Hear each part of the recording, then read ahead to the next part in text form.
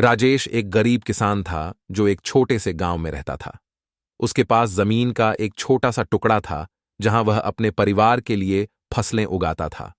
यह सुनिश्चित करने के लिए कि उसकी फसलें स्वस्थ और प्रचुर मात्रा में हों, वह हर दिन सुबह से शाम तक कड़ी मेहनत करता था। एक दिन एक अमीर जमींदार उसके गांव आया और उसने राजेश की जमीन देखी। वह फसलों की गुणवत्ता और मात्रा से प्रभावित हुए। उसने राजेश की जमीन खरीदने का फैसला किया और उसे बड़ी रकम की पेशकश की। राजेश ने यह कहते हुए अपनी जमीन बेचने से इनकार कर दिया कि यह उसकी आय और खुशी का एकमात्र स्रोत है। जमींदार गुस्से में था और उसने राजेश पर अपनी जमीन बेचने के लिए दबाव डालने की कोशिश की। उसने राजेश की फसल को नष्ट करने और उसे धमकाने के लिए कुछ गुंडों को काम पर रखा। राजेश डरा हुआ और चिंतित था, लेकिन उसने हार नहीं मानी।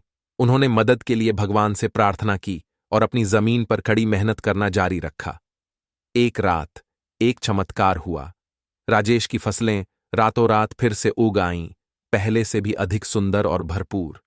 जमींदार हैरान रह गया और उसे एहसास हुआ कि राजेश की जमीन पर भगवान का आशीर्वाद है। उसने राजेश से माफी मांगी और उसे माफ करने की भीख मांगी।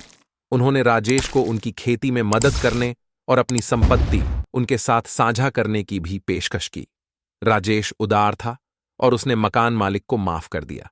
उसने भी उसका प्रस्ताव स्वीकार कर लिया और उससे दोस्ती कर ली। उन्होंने एक साथ काम किया और एक दूसरे की मदद की। राजेश की जमीन गांव में सबसे समृद्ध और उपजाऊ हो गई। राजेश अपनी मेहनत और विश्वास के लिए खुश और आभारी था।